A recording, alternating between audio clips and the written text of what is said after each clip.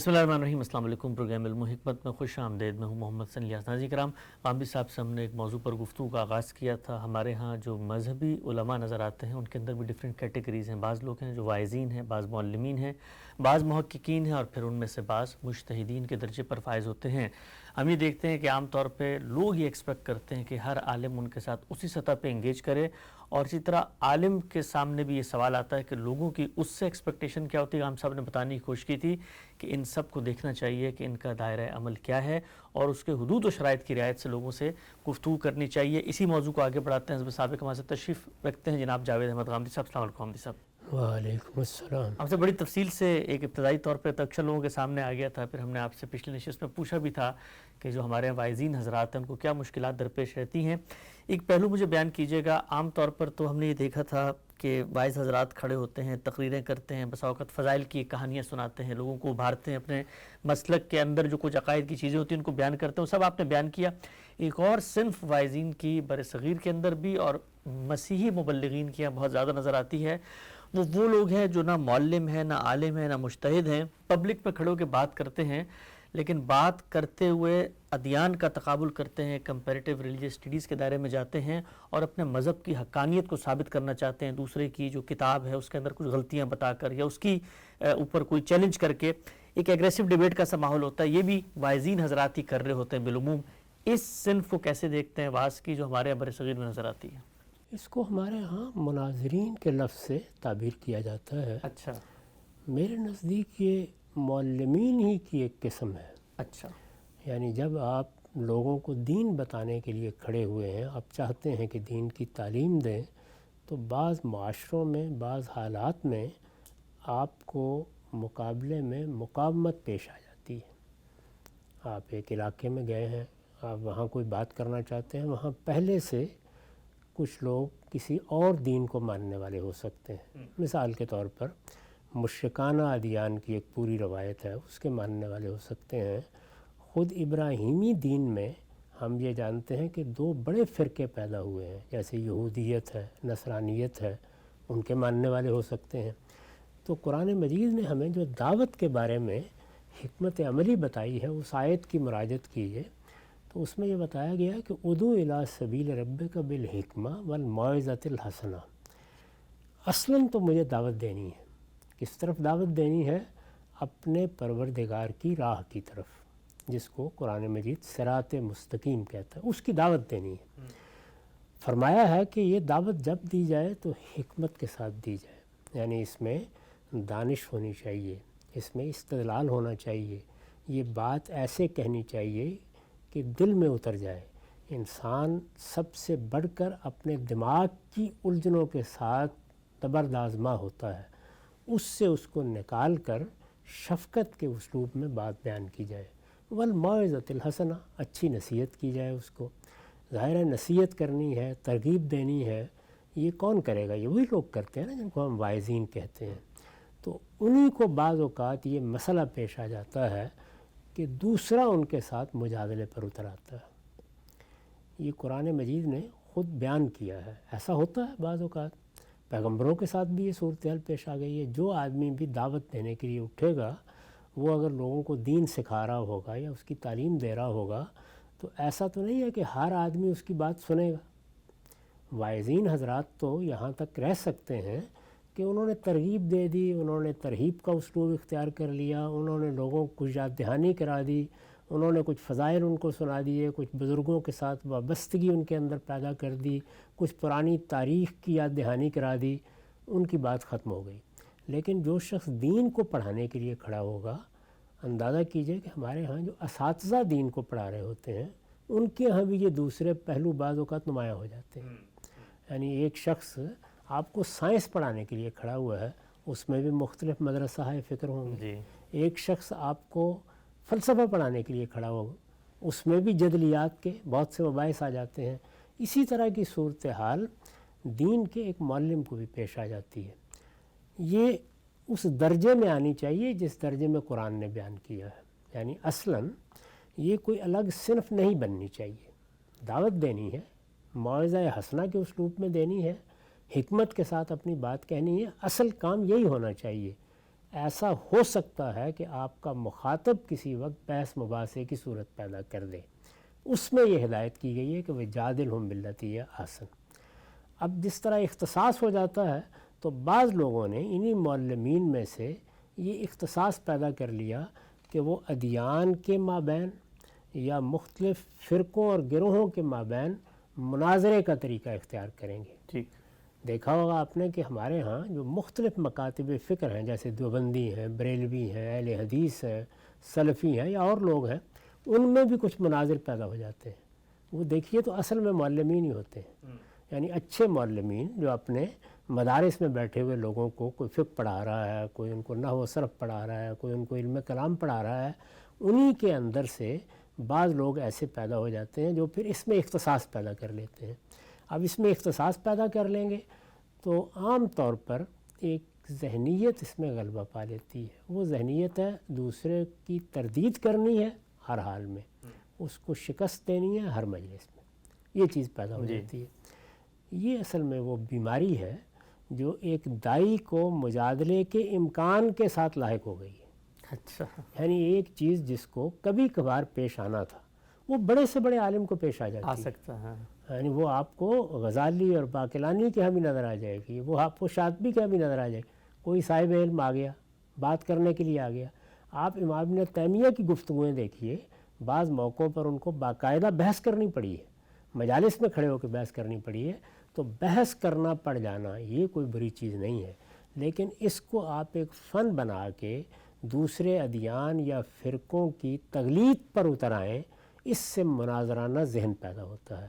تو یہ اسی کے اندر ایک انحراف ہے جس کے بعض اوقات آپ کو بڑے غیر معمولی مظاہر نظر آ جاتے ہیں، فرقوں میں بھی نظر آ جاتے ہیں۔ میں نے خود دیکھا ہے ہمارے ہاں دیہات میں خاص طور پر بڑی بڑی مجالس منعقد ہو جاتی تھیں جس میں خلافیات کے ماہرین آتے تھے، یعنی ان کو بہت اچھی طرح معلوم ہوگا کہ فلاں طبقے کی کتابوں میں کیا لکھا ہے، اس میں کیا مباحث ہیں، اس میں کہاں کہاں کیا چیزیں ہیں۔ ہمارے ہاں دیوبندی علماء میں مولانا منظور احمد صاحب نعمانی نے اس میں بڑی شہرت حاصل کی، اور بھی بعض بریلوی علماء کے ہاں بھی ایسے لوگ ہیں، ان کا میدان ہی یہ بن جاتا ہے۔ یعنی کوئی چیلنج پیش آ گیا ہے، جب چیلنج پیش آ گیا ہے تو وہ ہر جگہ اب خود آگے بڑھ کے چیلنج کرنا شروع کر دیتے ہیں۔ تو اس سے وہ مناظرانہ ماحول پیدا ہوتا ہے جو میرے نزدیک علم کے لیے بھی زہر قاتل ہے، اور دعوت کے لیے بھی گویا دعوت کی پوری اسپرٹ کو ہادم کر دینے والا، پوری اسپرٹ کا ہادم ہے۔ تو اس وجہ سے میں تو ہمیشہ یہ نصیحت کرتا ہوں کہ مباحثہ ہو سکتا ہے، مکالمہ بھی ہو سکتا ہے، کسی موقع کے اوپر یہ ممکن ہے کہ کچھ بحثہ بحثی کی صورت بھی پیدا ہو جائے، وہ ہر صاحب علم کو، خواہ وہ معلم ہے خواہ وہ مجتہدین کے زمرے کا ہے، یہ ضرورت پیش آ سکتی ہے، اتنی ہی آنی چاہیے جتنا قرآن نے بیان کیا ہے وَجَادِلْهُمْ بِالَّتِي هِيَ أَحْسَنُ۔ یعنی ایسی صورت پیدا ہو جائے تو کوشش کریں کہ تغلید، تردید اور فتح و شکست کی فضا نہ پیدا ہونے پائے، بلکہ اچھے ماحول میں دوسرے کی بات سنی جائے، اپنی بات کہی جائے، مہذب طریقے سے گفتگو کی جائے، ماحول ایسا ہو کہ جس میں کسی کو کوئی سبکی نہ محسوس ہو، بات سنی جائے، بات سنائی جائے۔ اگر یہ طریقہ ہے جس کو قرآن نے کہا جادلہم باللتی ہے احسن، یعنی بہت ہی خوبصورت اسلوب میں آپ نے مباحثے کے بھی بعض آداب کا لحاظ رکھتے ہوئے اپنی بات کہہ دی، دوسرے نے اپنی بات کہہ دی، اگر بات یہاں تک محدود ہے تو کوئی قابل اعتراض چیز نہیں ہے۔ لیکن معلمینی کے اندر یہ گروہ پیدا ہوتا ہے، پھر آہستہ آہستہ اس میں اختصاص ہو جاتا ہے، بعض لوگ اس میں بڑا کمال پیدا کر لیتے ہیں، ان کے یہاں یہی ہوتا ہے کہ فلاں شہر فتح کر لیا، فلاں شہر فتح کر لیا، فلاں ملک فتح کر لیا، یہ صورت پیدا ہو جاتی ہے۔ میں آپ سے عرض کروں کہ ہمارے ہاں جو نئی نبوت پیدا ہوئی اس کا بھی ابتدائی تعارف یہیں سے ہوا تھا، اچھا، یعنی مناظروں ہی سے۔ اسی طرح بعض صوفیہ کے ہاں ایسے بزرگ پیدا ہوئے ہیں جو اصلاً مناظر تھے، تو مناظرے میں آپ ایک برتری کے مقام پر اپنے آپ کو کھڑا کرتے ہیں، اور اگر آپ کے اندر بات کہنے کی اچھی صلاحیت ہے، آپ مقدمات ترتیب دے سکتے ہیں، آپ کے اندر حاضر جوابی ہے، بروقت آپ کسی چیز کی تردید کر سکتے ہیں، تو یہ ہو جاتا ہے۔ یہ معلوم ہے کہ جب مسیحی یہاں آئے تو ان کی طرف سے بعد پادری حضرات بڑے پیمانے پر ہندوستان میں یہی مشن لے کے نکل کھڑے ہوئے، تو ہمارے ہاں بعض بڑے اچھے جلیل القدر علماء کو جیسے مولانا رحمۃ اللہ کیرانوی ہے، ان کو اظہار حق جیسی کتاب لکھنا پڑی. تو یہ سب چیزیں اصل میں ضرورت کے تحت پیش آ جاتی ہیں، معلمین کو پیش آ جاتی ہیں، اچھے علماء کو بھی. تاہم یہ وہ مقام ہے کہ جو بالکل دودھاری تلوار ہے، اس سے دشمن کا گلا بھی کٹ سکتا ہے اور آپ خود بھی باطل کے علمبردار ہو جاتے ہیں. اس میں بہت سوچ سمجھ کے قدم رکھنا چاہیے اور کوشش کرنی چاہیے کہ یہ مناظرہ نہ بنے، یہ فتح و شکست کا میدان گرم کرنے کا باعث نہ بن جائے. یہ مباحثہ ہی رہے، یہ گفتگو ہی رہے، یہ اچھی بحث سے آگے نہ بڑھ سکے. اس میں ایک دوسرے کا لحاظ کر کے ہی بات کی جائے اور محبت کے انداز میں اور شائستگی کے انداز میں اپنی بات کہہ دی جائے. ظاہر ہے کہ طباع کا بھی اثر ہوتا ہے، بعض لوگوں کے ہاں کچھ تندی، تیزی، اسی طرح طنز، استہزاء کے اسالیب بھی ہوتے ہیں، تو وہ پھر ذرا نمایاں مناظر ہو جاتے ہیں. تو میرے نزدیک یہ ایک نوعیت کا معلمین کے طبقے کا انحراف ہے، اس کو الگ سے دیکھنا بھی چاہیے. ضروری باتیں میں نے اس کے بارے میں عرض کر دی. اچھا، بالکل بات واضح ہو جاتی ہے کہ کسی خاص موقع کے اوپر آپ کو کسی جگہ ڈیبیٹ کرنے کی ضرورت پیش آ جاتی ہے تو اس کو ڈیبیٹ کو کیسے کرنا ہے قرآن نے بتا دیا ہے، لیکن پوری کی پوری ایگریسو ڈیبیٹ کی ایک صنف کو جنم دے دینا، اور اس کے بعد ہم نے یہ دیکھا ہے کہ دنیا بھر میں بڑے بڑے مجمع سجتے ہیں، بڑے بڑے اسٹیج لگتے ہیں، اس میں ایک طرف ایک مسلم اسکالر بیٹھتا ہے، وہاں سے مسیحی سوال پوچھتا ہے، وہاں سے اس کا ریبٹل کیا جاتا ہے، پھر تالیاں پیٹی جاتی ہیں، اور پھر اس کے بعد مذاق کی سی کیفیت بھی ہوتی ہے، استہزاء بھی. اچھا ہم صاحب، اس میں ایک اور بڑا نازک پہلو میں چاہتا ہوں ذرا اس پر میں بات کروں آپ سے. مثلا ہمارے ہاں تو سب سے زیادہ جو تقابل ادیان یا کمپیٹیٹیو ریلیجس اسٹڈیز میں ہوتے ہیں آپس میں ایگریسو ڈیبیٹ، وہ مسیحیت اور اسلام کے مابین ہوتے ہیں. اب ہمارا ایک شخص کھڑا ہوا ہے اور وہ کھڑے ہو کے بتاتا ہے کہ دیکھو بائبل کے اندر کتنی غلطیاں ہیں. تو اب بائبل تو ہماری بھی کتاب ہے، ہم بھی اس کو مانتے ہیں، لیکن وہاں مناظر یہ کبھی اس چیز کا فرق نہیں کرتا کہ بائبل میں کلام بھی ہے خدا کا، اس میں تاریخ بھی ہے، اس میں فقہ بھی ہے. یہی کام اگر سامنے سے لوگ کریں اور وہ کہیں کہ قرآن مجید اور فقہ اور تاریخ اور ان سب کو ملا کے کہ تمہارے اتنی غلطیاں ہیں، تو ہم لوگ جذباتی ہو جاتے ہیں. لیکن ہم اپنے ہی خدا کی کتاب کی تقلید عوام میں کر رہے ہوتے ہیں، اگرچہ ہم اس پر خود ایمان رکھ رہے ہوتے ہیں. یہ میں نے عرض کیا نا کہ یہ مناظرے کی ضرورت بن جاتی ہے. یہ تو اسی لیے اس سے اللہ کی پناہ مانگنی چاہیے. زیادہ اچھا یہ ہے کہ آپ معلم کے منصب پر ہی رہیں. یہ بڑی اچھی روایت ہوتی کہ کسی موقع کے اوپر کوئی ایک مسیحی عالم ہے، آپ اس کے ساتھ بیٹھے ہوئے گفتگو کر رہے ہیں، اچھے ماحول میں گفتگو کر رہے ہیں. وہ گفتگو جو تو مہذب انسانوں میں ہوتی ہے، جس میں لوگ علم کا تبادلہ کرتے ہیں. آپ دیکھیے نکال کے بڑے سائنسدان ہیں، بڑے فلسفی ہیں، بڑے حکماء ہیں، ان کے درمیان آپ کو بعض گفتگویں نظر آئیں گی. اس میں کوئی بعض اوقات ایک آدھ جملہ ایسا بھی ہو جاتا ہے جس میں ذرا لطافت ہوتی ہے. وہ چیزیں مجلس کا حسن بن جاتی ہیں. اگر بات وہاں تک رہے تو لوگ بھی اس کو سمجھیں، لیکن جو تالیاں پیٹنے کا انداز یا اس طرح مجموعوں کے اکٹھے ہو کر دوسروں کی تقلید کرنے کا انداز ہے، اس میں خرابیاں ہی خرابیاں ہیں. تو اس وجہ سے اس میں کوئی آدمی مجھ سے آپ سے اختلاف کر سکتا ہے. میرا زاویہ نظر یہی ہے کہ اس راہ کو اختیار نہیں کرنا چاہیے. یعنی یہ کانٹوں سے بھری ہوئی راہ ہے. ہم پھول بکھیرنے کے لیے آئے ہیں اور ہمیں یہ چاہیے کہ ہم گل فروش کی آواز ہی بنیں اور لوگوں کو یہ بتائیں کہ اللہ کا دین کیا محبوب چیز ہے، کیا پسندیدہ چیز ہے، کیا مہذب دعوت ہے. یہ خدا کی دعوت ہے. اور اس میں جس طرح کہ آپ نے حوالہ دیا بائبل کو بیان کرنا ہے، تو بتائیں کہ بائبل کی نوعیت کیا ہے. ابھی بہت کم لوگوں کو یہ معلوم ہے کہ بائبل در حقیقت بنی اسرائیل کی تاریخ ہے، بلکہ ان کے بعد بھی اس کے دوسرے حصے کو شامل کر لیں تو پھر وہ مسیحیت کی بھی ابتدائی تاریخ ہے. تاریخ لکھنے والوں نے ایسے ہی تاریخ لکھی ہے جس طرح ہمارے ہاں البدایہ والنہایہ ہے، الکامل ہے ابن الاسیر کی، یا ابن خلدون کی تاریخ ہے، ویسے ہی لکھی ہے.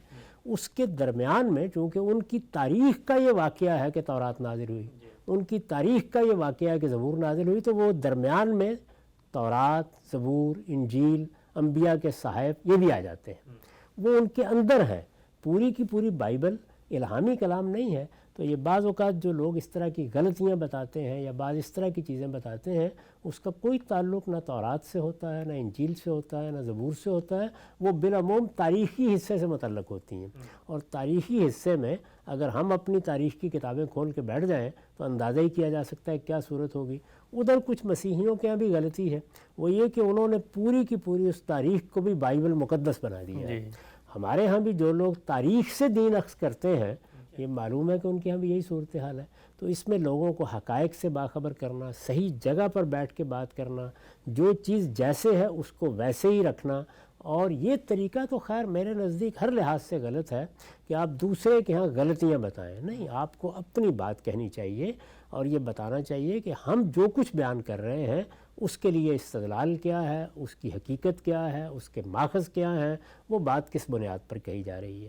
اگر یہ بات ہم اس طریقے سے واضح کر دیں کہ حق ہر لحاظ سے متعین ہو کر سامنے آ جائے تو اصل میں پھر تردید کی ضرورت ہی باقی نہیں رہتی. نقطہ بالکل واضح. یعنی بارہا آپ نے یہ دیکھا ہوگا کہ ہمارے استاذ تدبر قرآن میں لکھ دیتے ہیں کہ میں نے صحیح بات کو واضح کر دیا ہے، اب کسی غلط بات کی تردید کی ضرورت باقی نہیں رہی. تو صحیح بات دل سے اٹھتی ہے اور دل میں ترازو ہوتی ہے، اس کو اسی طرح پیش کرنا چاہیے. اگر وہ اپنا استدلال رکھتی ہے، اگر اس کی بنیاد محکم ہے، اگر آپ نے نیوز صحیح جگہ سے اٹھائی ہے، آپ کی بنائے استدلال میں کوئی خامی نہیں ہے، تو لوگ آپ غلط بات کو سمجھ لیں گے کہ اس میں کیا غلطی ہو رہی ہے. یہی طریقہ زیادہ موزوں ہے. تاہم اس سے مقصد کوئی تنقید کرنا نہیں ہے، اپنا اپنا ذوق و رجحان ہے، اس میں اس طرح کے لوگ بھی پیدا ہو جائیں. نقطہ بالکل واضح ہو گیا. آگے بڑھاتے ہیں سلسلہ گفتگو کو.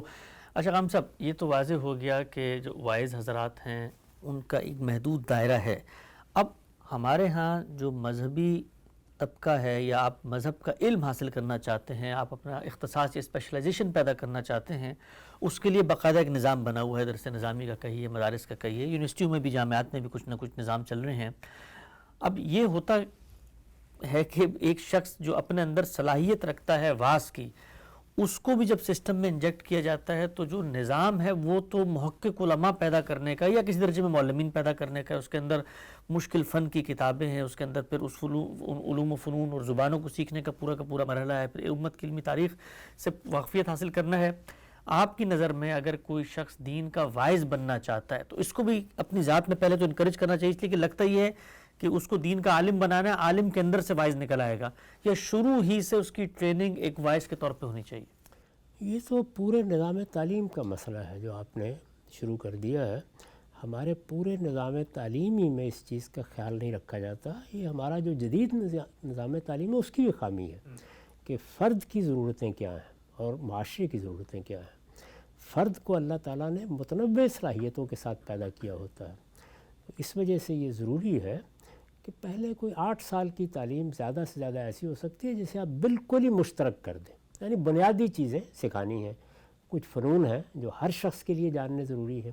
اگر کوئی لینگویجز کی مہارت ہے تو عام زبان، نہ کہ کسی زبان کا لٹریچر یا اس کا ادب، وہ ہر شخص کی ضرورت ہوتی ہے. بولنا ہر شخص کو ہے، کچھ نہ کچھ لکھنا بھی ہر شخص کو ہے. تو اگر آپ 7-8 سال کی تعلیم کے بعد یہ دیکھ لیں کہ اب رجحانات کیا ہیں، اور ان رجحانات کے لحاظ سے، جیسے میں ہمیشہ تجویز کرتا ہوں کہ آپ دینیات گروپ کو، آپ فنون کے گروپ کو جس کو آرٹس کہتے ہیں، اسی طرح آپ سائنس کے گروپ کو بالکل الگ کر دیں. اور اسی طرح خود دینیات کے اندر بھی یہ دیکھیں کہ کوئی لوگ کیا ہیں، ان کی شخصیت کیا ہے، پروردگار نے ان کو کیا صلاحیتیں دی ہیں، کیا رجحانات سامنے آئے ہیں. تو ان کو اس کا موقع دیا جائے کہ وہ اسی کے لحاظ سے تعلیم پالیں. اور اس میں بھی ظاہر ہے کچھ چیزیں پڑھائی جائیں گی اور کچھ چیزیں اس میں سے نکال دی جائیں گی. وہ لوگ کہ جو محقق بننا چاہتے ہیں ان کے لیے راہیں کھلی ہوئی ہیں، وہ عام طریقے کے مطابق بہت سی چیزیں سیکھتے ہوئے آگے بڑھ سکتے ہیں. تو یہ عام طور پر خیال نہیں رکھا جاتا، بلکہ بہت سے لوگ ہیں جو ہنرمند بننے کے لیے پیدا کیے اللہ تعالیٰ نے. اگر آپ لوگوں کو اس لحاظ سے دیکھیں، تعداد کے لحاظ سے دیکھیں، تو بہت بڑی تعداد ہنرمندوں کی ہوتی ہے یا کاروباری ذوق رکھنے والوں کی ہوتی ہے. ان کو حوصلہ افزائی ملنی چاہیے، ان کو مواقع ملنے چاہیے، ان کے لیے یہ مشکل راستے نہیں ہونے چاہیے. اللہ تعالیٰ نے ان کو جس خدمت کے لیے پیدا کیا ہے وہ اس کے لیے تیار کیا جائے. یہ اہتمام ہماری جدید تعلیم میں بھی ہونا چاہیے. اور میں تو خیر 12 سالوں تک آپ جانتے ہیں کہ اس کا قائل ہی نہیں ہوں کہ کوئی الگ نظام تعلیم بنایا جائے. ایک ہی نظام تعلیم میں لوگوں کے لیے سارے راستے موجود ہونے چاہیے. ایک وقت کے بعد کچھ لوگ اگر سائنس کی طرف جانا چاہتے ہیں چلے جائیں، کچھ لوگ فنون کی طرف جانا چاہتے ہیں چلے جائیں، کچھ دینیات کی طرف جانا چاہتے ہیں چلے جائیں، کچھ ان میں پھر آگے اختصاص کرنا چاہتے ہیں. تو اس طرح درجہ بدرجہ سب لوگوں کے لیے مواقع پیدا کرنے چاہیے. دینی مدارس کے نظام کو بھی اس پہ غور کرنا چاہیے. وہ ایک لگے بندے طریقے کے اوپر کب تک چلتے رہیں گے؟ میرا خیال ہے کچھ تبدیلیاں کی بھی ہیں. یعنی بعض نئے لوگوں کے لیے کچھ اور طریقے اختیار کیے گئے ہیں. جو لوگ تعلیم پانے کے بعد سیکھنا چاہتے ہیں ان کے لیے بھی کچھ مختصر نصاب بنائے گئے ہیں. تو یہی معاملہ اس میں بھی کر لینا چاہیے. مساجد کے لیے لوگ تیار کرنے ہیں، مثلا نماز پڑھانی ہے انہوں نے جا کے، مسجد میں کوئی خدمت بچوں کی انجام دینی ہے، اس کے لیے لوگوں کو تیار کر دیا جائے اور ان کی بھی تربیت کی جائے کہ اپنے حدود کے اندر رہ کر آپ تعلیم دیں، لوگوں کو بتائیں، جو لوگوں کی ضرورتیں ہیں پوری کریں. ہمارے گھروں میں بہت سے قاری حضرات آتے ہیں بچوں کو پڑھانے کے لیے. ہم کبھی بھی ان سے یہ توقع نہیں کرتے کہ وہ اس سے آگے بڑھ کر دین کے وہ مسائل حل کریں گے جو مثال کے طور پر اگر کہیں قاری طیب صاحب سے ملاقات کا موقع ملتا تو ان کی خدمت میں پیش کر دیں. اب ایک بڑا عالم اگر ملے گا تو اس کو عام قاریوں پر تو قیاس نہیں کرنا چاہیے، اور جو عام قاری حضرات ہیں اس سے وہ توقعات نہیں کرنی چاہیے. تو میرے خیال میں نظام تعلیم کے بارے میں تو ہر وقت غور کرتے رہنا چاہیے کہ وہ انسان کی شخصیت میں موجود تنوع کے لحاظ سے جتنا ہم آہنگ ہوگا آپ کی سوسائٹی میں اتنا ہی خیر پیدا ہوگا، اتنی بہتری ہوگی، آپ کو بہترین لوگ ملیں گے اور لوگوں کی صلاحیتوں کا بھی ضیاع نہیں ہوگا جس طرح کہ ہم کرتے رہتے ہیں. نقطہ بالکل واضح ہو گیا. آگے بڑھاتے ہیں. یہ جو دوسری کیٹیگری ہے معلمین کی، ہم نے دیکھا ہے کہ دنیا بھر میں کوئی علم، کوئی فن، کوئی سائنس ہو، اس کو اگر کوئی آگے پہنچاتا ہے تو وہ ٹیچر پہنچاتا ہے، معلم پہنچاتا ہے، استاد پہنچاتا ہے، اس لیے کہ استاد ہے جس نے بچے کی تربیت کرنی ہے. اچھا غام صاحب، اب محققین علم پیدا کر رہے ہیں. جب وہ علم پیدا کرتے ہیں تو لوگوں کا یہ تقاضا ہوتا ہے، عام لوگوں کا، کہ بھائی ان کو چاہیے یہ سادہ زبان میں بات کریں، ان کو چاہیے کہ عوام کی سطح پہ کھول کھول کے چیزوں کو بتائیں. جب محققین سے پوچھا جاتا ہے تو وہ کہتے ہیں کہ جو ہمارا خیال ہے اس خیال کو عام زبان، عام الفاظ، عام انداز اٹھا ہی نہیں سکتا. یہ ہماری مجبوری ہے کہ ہم ایک بڑی فکر، بڑا فلسفہ، ایک بڑا نقطہ پیش کر رہے ہیں تو ہم تو اسی سطح پہ پیش کریں گے. میں آپ سے پوچھنا چاہتا ہوں کتنی بڑی ضرورت ہے معاشرے میں معلمین کی؟ وہ جو بڑی فکر پیدا کر رہے ہیں محققین، ان کو معلمین سمجھیں اور پھر معلمین ایک ذریعہ بنتے ہیں محقق اور عوام کے درمیان تاکہ وہ اس علم کو پہنچا سکیں. بالکل ایسا ہی دنیا کے سارے علوم میں یہی ہے. یعنی اگر محققین کو آپ دیکھیں تو وہ تو بعض اوقات کسی ایک علم کی شاخ میں کسی پوری قوم میں 10-20 بھی نہیں ہوتے، بہت کم ہوتے ہیں. لیکن معلمین ہر سطح پر چاہیے. آپ کو بچوں کو دین سکھانے والے لوگ چاہیے، آپ کو بڑوں کو دین سکھانے والے لوگ چاہیے، آپ کو اسی طریقے سے اپنے مدارس میں دین سکھانے والے لوگ چاہیے. میں نے یہ عرض کیا تھا نا کہ کچھ لوگوں کے اندر یہ صلاحیت ہوتی ہے کہ وہ خواص کے بہت اچھے معلم ہوتے ہیں. کچھ لوگوں کے ہاں عوام میں تعلیم دینے کا بڑا ذوق ہوتا ہے. تو جو صلاحیت بھی اللہ تعالیٰ نے کسی کو دی ہے، اس میں یہ توقع بھی نہیں کرنی چاہیے کہ وہ کوئی نئی دنیا دریافت کر کے لے آئیں گے. ان کا تو اصل کام ہی یہی ہے کہ وہ آپ کو بتائیں کہ دیکھیے فلاں معاملے میں یہ 3-4 مدارس فکر ہیں، ان کا استدلال یہ ہے، یہ اپنی بات اس طریقے سے کہتے ہیں اور یہ اپنے مقدمات پیش کر کے اس کے لیے آگے اس طریقے سے دلائل دیتے ہیں. اگر یہ چیز بھی ہم پیدا کرنے میں کامیاب ہو جائیں تو آپ کو اندازہ نہیں ہے کہ یہ سوسائٹی کی کتنی بڑی خدمت ہوگی. یہ تو ہمیں باقاعدہ تعلیمی اداروں میں چاہیے، ہر جگہ چاہیے. جو لوگ قرآن مجید پڑھائیں گے یا دین کی کوئی تعلیم دیں گے وہ آپ کے جدید مدارس میں بھی ہوں گے، وہ آپ کے قدیم مدارس میں بھی ہوں گے. وہاں تو فنون تک کی تقسیم کرنی پڑ جاتی ہے. اس میں کوئی قانون پڑھانے والا ہے، کوئی فقہ پڑھانے والا ہے، کوئی صرف پڑھانے والا ہے، کوئی نحو پڑھانے والا ہے، کوئی حدیث پڑھانے والا ہے.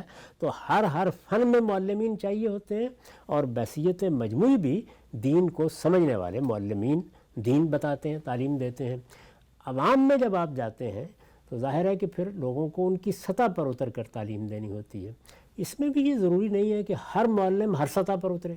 عوام کے درمیان میں بھی بڑا فرق ہوتا ہے. شہروں میں بسنے والے لوگ، ذرا پڑھے لکھے لوگ، دیہات میں رہنے والے لوگ، ہر ایک اپنی زبان بولتا ہے، ہر ایک کا اپنا لب و لہجہ ہوتا ہے، اپنے محاورات ہوتے ہیں. اس میں سے ایک طبقے کے آدمی کو آپ دوسری جگہ کھڑا کر دیں تو اس سے بڑے مسائل پیدا ہو جاتے ہیں. تو کوئی معلم بھی اگر دنیا میں پیدا ہوتا ہے یا معلمین کی ایک جماعت بھی پیدا ہوتی ہے تو وہ پیغمبر تو نہیں ہے کہ ہر ایک کو ان پر ایمان لانا ہے.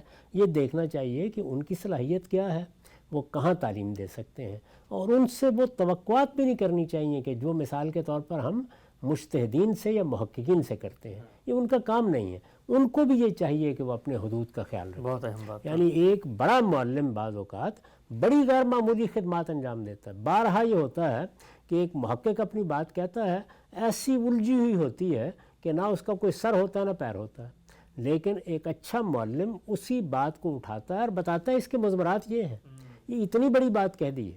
آپ دیکھیے جو بڑے فلسفی ہیں انہوں نے اپنی کتابیں لکھی ہیں، ان میں بات بہت اچھا لکھنے والے ہیں۔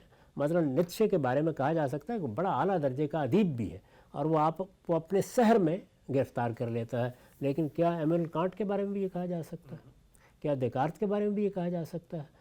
مثال کے طور پر ہمارے اپنے زمانے میں برٹن رسل نہایت خوبصورت زبان لکھتے ہیں، یعنی آپ ان کی تصنیفات کو ایسے ہی پڑھ سکتے ہیں جیسے امام غزالی کی تصنیفات کو پڑھ سکتے ہیں۔ مقدمات بالکل قائم ہیں، رواں دواں زبان ہے، یعنی ایک عام آدمی جو انگریزی زبان سے واقف ہے جیسے ایک عام آدمی بھی جو عربی زبان سے واقف ہے، اس کے ہاتھ میں آپ امام غزالی کی کتاب دے دیں، برٹن رسل کی کتاب دے دیں، مشکل سے مشکل چیز کی تسہیل کر ڈالیں گے۔ یہ صورتحال ہوتی ہے۔ تو یہ سب معاملات جو ہیں ان کا لحاظ کر کے دیکھنا چاہیے کہ میں کن سے بات کر رہا ہوں، میرے مخاطبین کون ہیں، مجھے بات کو کیسے پہنچانا ہے۔ ہر آدمی کو اپنا جائزہ لیتے رہنا چاہیے اور اپنے حدود میں رہ کر کام کرنا سیکھنا چاہیے، اور لوگوں کو بھی اس سے یہی توقعات کرنی چاہیے۔ اس میں کوئی تقابل کرنے کی بھی ضرورت نہیں ہے۔ ایک آدمی بڑا معلم ہو سکتا ہے اور دسیوں ہزاروں لوگ اس سے سیکھنے والے ہو سکتے ہیں، اسی زمانے میں ایک بڑا محقق ہو سکتا ہے جس کی بات لوگ اس طرح سمجھ نہ رہے ہوں۔ تو دنیا میں جو سائنس میں، فلسفے میں، دوسرے علوم میں بڑے محققین پیدا ہوتے ہیں، کتنے لوگ ہیں جو براہ راست ان کو پڑھ سکتے ہیں؟ بالعموم آپ یہ دیکھیے کہ جو فلسفے کی بھی اعلیٰ درجے کی کتابیں ہیں ان کو براہ راست پڑھنے والے لوگ آپ کو بہت کم ملیں گے۔ کتنے لوگ ہیں کہ جنہوں نے دنیا بھر میں کمیونسٹ تحریک کی خدمت کی ہے اور ڈاس کیپٹل کو انہوں نے پڑھ رکھا ہوا ہے؟ یعنی وہ بالعموم معلمین ہی ہوتے ہیں جو اس علم کو آگے سکھاتے ہیں، آگے تسہیل کرتے ہیں، اس بات کو بیان کرتے ہیں۔ یعنی ایک شخص اٹھتا ہے اور وہ برسوں محنت کر کے کسی فلسفے، کسی فکر کو سمجھ لیتا ہے۔ کسی عام آدمی کو آپ ہیگل کی منطق پکڑا دیجئے، وہ سر پکڑ کے بیٹھ جائے گا، اس کی سمجھ میں نہ صغرا آئے گا نہ کبرا آئے گا، کیونکہ وہ دنیا ہی بالکل اور ہے۔ اگر اس کا تصور کہیں یونانی منطق کا بنا ہوا ہے تو معلوم ہوگا کہ میں کسی صحرا میں ڈال دیا گیا ہوں۔ لیکن ایک دوسرا آدمی جس نے اس میں عمر گزاری ہے، جس نے اس کو سمجھنے کی کوشش کی ہے، وہ اٹھائے گا اور اٹھا کر اس کی تسہیل کر دے گا۔ اس میں جو بنیادی بات ہے وہ سمجھنی چاہیے کہ نئے حقائق کو دریافت کرنے والے لوگ یہ روزانہ پیدا نہیں ہوتے، یہ بعض اوقات نسلوں میں جا کر کہیں پیدا ہوتے ہیں، لیکن معلمین وہ تو ہزاروں کی تعداد میں پیدا کیے جا سکتے ہیں۔ اچھے اور اعلیٰ درجے کے معلمین اگر ان کے اندر صلاحیت موجود ہو تو وہ ہر جگہ چاہیے۔ تو سب سے بڑی صنف جو ہمارے معاشرے میں دین کے معاملے میں بھی ہونی چاہیے وہ میرے نزدیک معلمین ہی کی ہے، تاکہ عوام کو، خواص کو، بڑوں کو، چھوٹوں کو، بچوں کو ہر سطح پر ہم دین کی تعلیم دے سکیں۔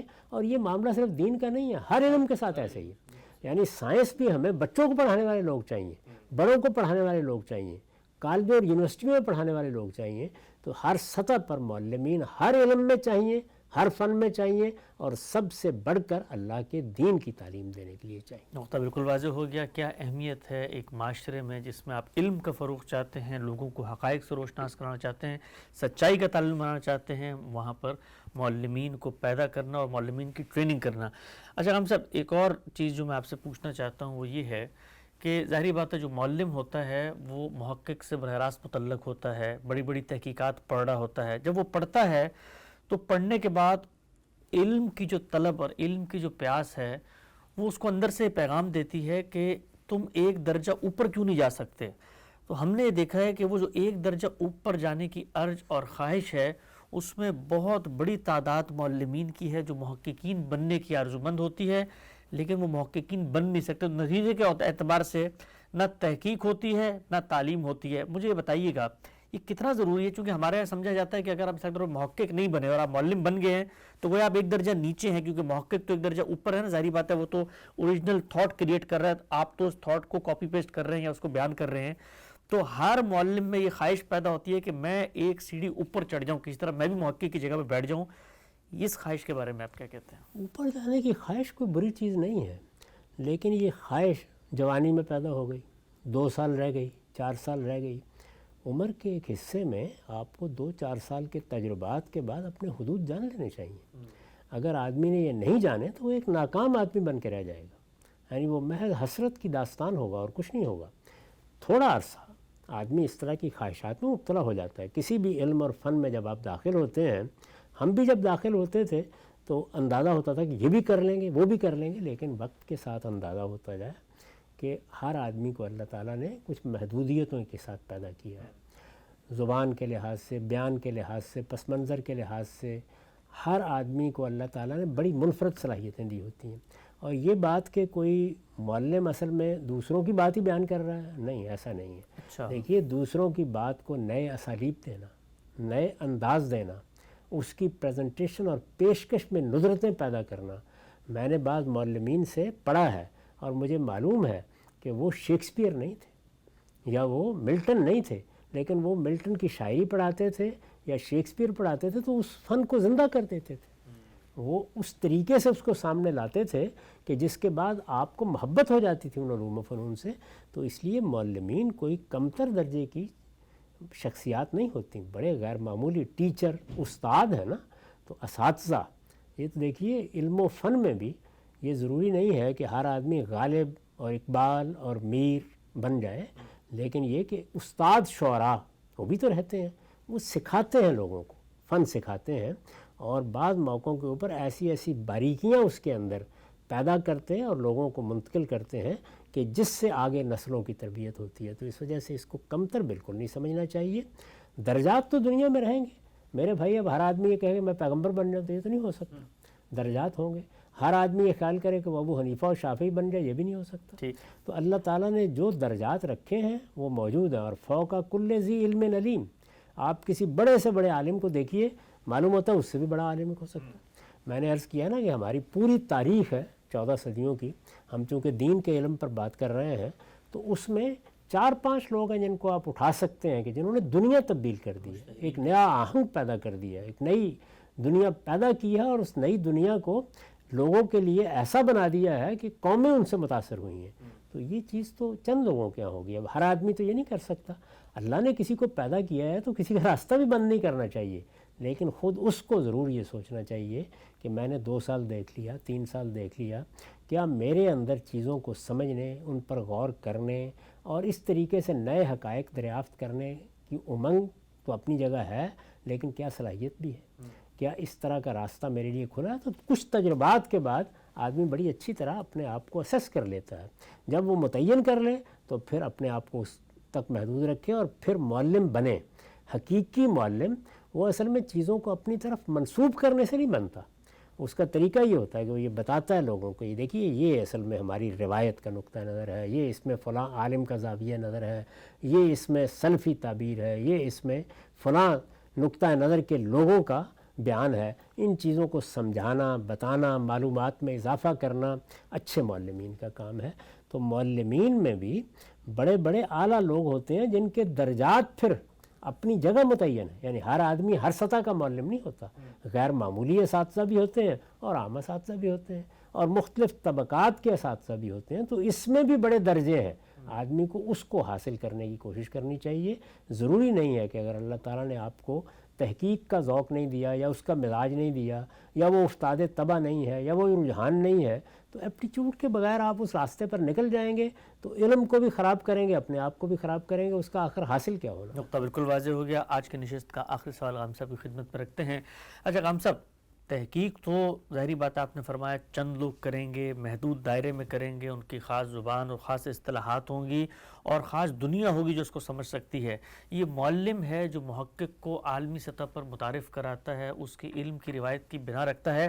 میں ایک مثال صرف غامی صاحب کی خدمت میں رکھ کے میں چاہوں گا ذرا اس کا تبصرہ طلب کروں۔ امام ابو حنیفہ سراج الائمہ، ہماری امت کا گلے سرسبت، اتنا بڑا نام، انہوں نے دین پر غور و فکر کیا، ایک محقق عالم، لیکن اس محقق عالم کا جو علم دنیا تک پہنچتا ہے وہ اس کے معلم شاگردوں کے ذریعے پہنچتا ہے، جنہوں نے اس کے علم، اس کے اصولوں کو اطلاق میں ڈھال کے اس کی تجزیہ، اس کی تسہیل، اس کی تفہیم، اس کی شرح و وضاحت، اس کو کھول کر دنیا تک پہنچایا۔ تو آج پورے اکناف عالم پہ ایک ناموں میں چھایا نظر آتا ہے، لیکن اس نام کے تعارف میں سب سے بڑا کردار اس کے اپنے شاگردوں کا ہے۔ ان کی کوئی تصنیف نہیں ہے۔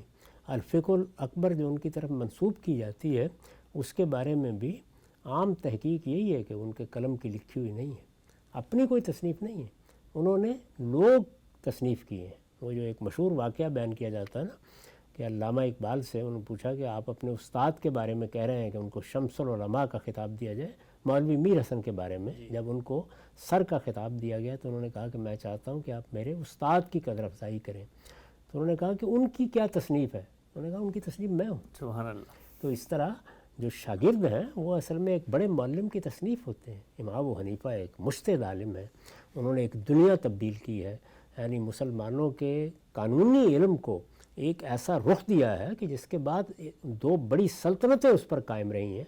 ये कोई मामूली एज़ाज़ की चीज़ नहीं होती। इस बड़े आदमी ने कोई तसनीफ़ व तारीफ़ नहीं की, उन्होंने लोगों को पढ़ाया है, उनको तालीम दी है एक मौलम के तरीके पर। और जब तालीम दी है तो उसमें आप देखिए कैसे कैसे लोग पैदा हुए हैं और उन्होंने क्या खिदमात अंजाम दी हैं। इसी तरह जो बहुत आला दर्जे के मुहक्किकीन इब्तिदा में पैदा होते हैं, उनके यहाँ बाज़ औक़ात तसनीफ़ तालीफ़ का वो ज़ौक़ भी नहीं होता, चीज़ें मुरतब नहीं होंगी। अब ये देखिए कि कहने को तो इल्म नाहव की सबसे पहली और सबसे बड़ी किताब सीबई किताब को कहा जाता है, लेकिन बिल्कुल एक गैर मुरतब तरीके से, यूँ समझिए कि जैसे दुनिया जहान की चीज़ें उठा के उसके अंदर डाल दी गई हैं। बाद के लोगों को देखें जो बड़े आला दर्जे के मौल्लिम हैं, उनकी तसनीफ़ात का रंग भी वही है कि वो चीज़ों को बिल्कुल मुकद्दमात में तरतीब दे के ऐसे सामने रख देंगे कि सीबई किताब के मवाइज़ समझना आपके लिए कोई मुश्किल ही नहीं होगा। ये सब चीज़ें लोग मुख्तलिफ़ खिदमात को अंजाम देते हुए करते हैं, उनको सही जगह पर रखना चाहिए। इसमें मेरे नज़दीक जो एक बड़ा मसला पैदा होता है वो ये है कि बाज़ औक़ात ऐसे लोग पैदा हो जाते हैं जिनके अंदर सलाहियतें बड़ी गैर मामूली होती हैं, यानी वो आला दर्जे के मुज्तहिदीन हैं, लेकिन पढ़ाने के लिए बैठ जाएँ तो कमाल के मौल्लिम भी। अच्छा वो बहुत आला दर्जे के मौल्लिम है, लेकिन ये है कि तहकीक करने के लिए बैठ जाएँ तो उसमें भी कुछ ना कुछ कर डालेंगे। इस तरह के लोगों के लिए ज़्यादा मुश्किल पैदा हो जाती है और वो दूसरों के लिए भी मुश्किल पैदा करते हैं। तो मेरे नज़दीक ये है कि ज़्यादातर लोगों को चूँकि अल्लाह ताला ने एक तनव्वुर के साथ सलाहियतें दी हैं, तो हर आदमी अपनी सलाहियतों का सही अंदाज़ा करे, फिर देखे मैं क्या खिदमत अंजाम दे सकता हूँ और फिर उस खिदमत के लिए अपने आप को ख़ास कर ले। अगर किसी के अंदर एक दो सलाहियतें हैं तो वो अल्लाह की इनायत है, और अल्लाह की इनायत के बारे में भाई कौन बात कर सकता है। नुक्ता बिल्कुल वाज़ेह हो गया। बहुत ही आज की अहम गुफ्तगू थी, इंशाअल्लाह इसको आगे बढ़ाएंगे। वक्त यहाँ पे ख़त्म होता है, दोबारा हाज़िर खिदमत होंगे। अब तक आपका बहुत शुक्रिया।